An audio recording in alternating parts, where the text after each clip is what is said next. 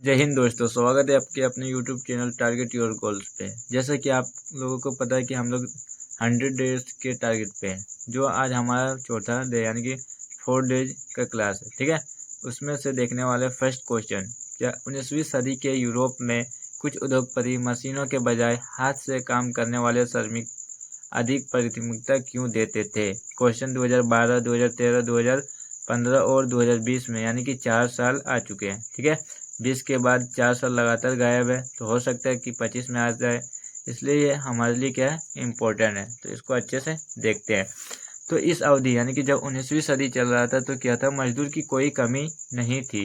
मजदूर की प्रचुर संख्या होने के कारण मजदूर की कमी का डर नहीं था। यानी कि 19वीं सदी में बहुत सारे मजदूर थे, प्रचुर मात्रा में थे, जिसके कारण मजदूर की कमी होने का डर नहीं था और अधिक मजदूरी देने की चिंता भी नहीं थी। यानी कि कम दामों में ही मजदूर मिल जाता था, जिसके कारण मतलब अधिक मजदूरी देने का भी चिंता नहीं थी। नई तकनीक महंगे भी थे, मशीनें अक्सर ख़राब हो जाती थी। उस समय जो नई तकनीक आई हुई थी वो क्या थी, बहुत ही महंगे थी। ठीक है, और क्या होता था, वो अक्सर ख़राब हो जाती थी और उनकी मरम्मत पर काफ़ी खर्च आता था। और मशीनों का जो मरम्मत ख़राब हो जाने के बाद कराया जाता था, उसमें बहुत खर्च आता था। मशीन उतना अच्छी नहीं थी जितना आविष्कारों और निर्माताओं के दावा था। यानी कि मशीन उतना भी अच्छा नहीं था जितना उसके निर्माता और आविष्कारक ने बता रखा था। ठीक है, नई मशीन को खरीदने के लिए अधिक खर्च करने के बजाय उद्योगपतियों ने हाथ से काम करने वाले श्रमिकों को प्राथमिकता दी। यानी कि 19वीं सदी में क्या था कि मजदूर बहुत अधिक मात्रा में थे, है ना, जिसके कारण अधिक मात्रा होने के कारण उसको कम मजदूरी देना पड़ता था। और क्या हुआ था, उस समय नई जो तकनीक आए हुए थे वो बहुत ही महंगे थे, है ना, और महंगे होने के साथ साथ मशीनें अक्सर जल्दी ख़राब हो जाता था और ख़राब होने के बाद उससे का मरम्मत में काफ़ी खर्चे आते थे, जिसके कारण 19वीं सदी के जो उद्योगपति थे वो मशीन के बजाय काम करने वाले लोगों को ही प्राथमिकता देते थे। ये आपका फर्स्ट क्वेश्चन है। दूसरा क्वेश्चन देख लेते हैं कि 17वीं शताब्दी में यूरोपीय शहरों के सौदागर गांव के किसानों और कारीगरों से काम करवाने लगे, 3 कारणों की व्याख्या कीजिए। यानी कि 17वीं शताब्दी जो था, उसमें यूरोपीय शहर के जो सौदागर गांव के किसानों और कारीगरों से काम करवाने लगा था। क्यों करवाने लगा था, इसके 3 व्याख्या करना। ये भी क्वेश्चन बहुत ही इम्पोर्टेंट है। 2010, 2013, 2015, 2018, यानी कि हर 3 साल के गैप में दे रहे थे। यानी कि 2010 से 13 3 साल, 2013 से 15 2 साल, 2015 से 18 3 साल, उसके बाद से ही गायब है क्वेश्चन। तो हो सकता है 25 के लिए इम्पोर्टेंट है, तो इसको भी एक नज़र देख लेते हैं। 17वीं शताब्दी में सौदागर द्वारा गांव के किसानों और कारीगरों से काम करवाने लगे, इसके कारण निम्न 3 ऐसे हैं। यानी कि इसके जो कारण है वो इस प्रकार से। नंबर 1, खुले क्षेत्र। क्या खुले क्षेत्र की व्यवस्था लुप्त होने से संपन्न जमींदारों ने खुले खेतों की बारबंदी शुरू की। ठीक है।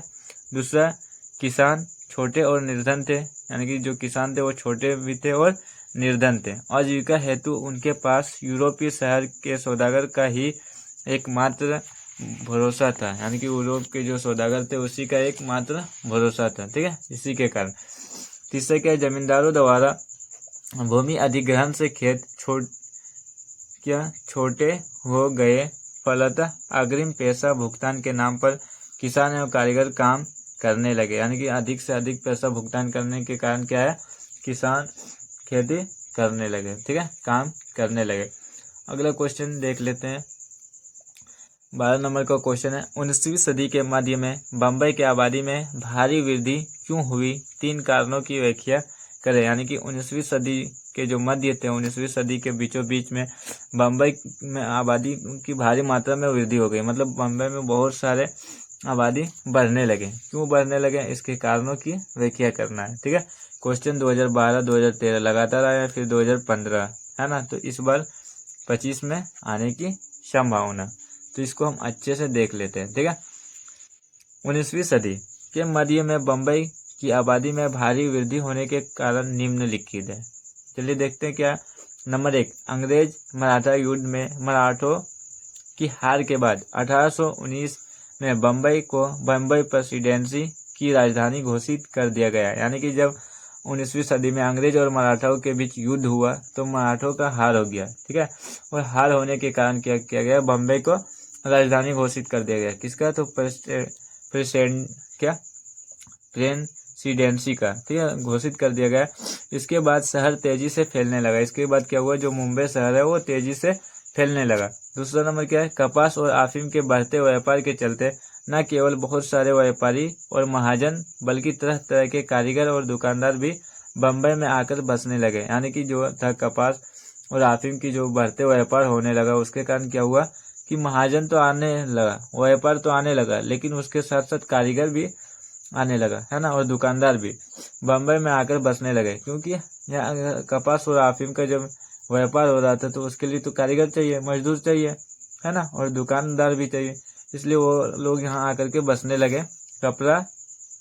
जब कपड़ा मिले खुलने के बाद और भी ज़्यादा संख्या में लोग शहर की तरफ रुख करने लगे। और मुंबई में जब कपड़े के मिल खुल गया तो बहुत सारे मजदूरों को क्या होने लगा, काम मिलने लगा, जिससे कि बहुत सारे गांव के मजदूर आकर के शहर में यानी कि मुंबई में आकर बसने लगे। इसके कारण भी मुंबई की आबादी बढ़ा। 20वीं सदी के बहुत साल बीत जाने के बाद भारत में समुद्री व्यापार बम्बई का यह दबदबा बना हुआ था। यानी कि 20वीं सदी का मध्य तक बीत जाने के बाद भी क्या था, जो बम्बई का मतलब समुद्री व्यापार था वो उसका दबदबा बना ही हुआ था। बम्बई शहर दो प्रमुख रेलवे नेटवर्क तथा मिलन बिंदु था। ये मुंबई शहर जो था वो क्या था, दो प्रमुख रेलवे नेटवर्क का मिलन बिंदु था, ठीक है। अब आते हैं नेक्स्ट पॉइंट। रेलवे के कारण शहर में आने वालों को और सुविधा महसूस होने लगा। यानी कि जब रेलवे नेटवर्क बनाया गया तो शहर जो लोग आते थे उसको और भी सुविधा होने लगा, ठीक है, होने लगी। उदाहरण के लिए 1888-89 में कच्छ के सूखे इलाके में पेड़ पड़े अकाल के कारण असंख्य लोग बम्बई आ गए थे। यानी कि जब कच्छ में क्या हुआ, सूखे इलाके में पड़े अकाल पड़ गया था तो उसके कारण क्या हुआ, बहुत सारे लोग क्या हुआ, बम्बई आ गए थे। इसी कारण क्या हुआ कि बम्बई की आबादी जो था वो 19वीं सदी के मध्य में काफ़ी मात्रा में बढ़ोतरी हुई थी, है ना, आबादी में वृद्धि हुआ था।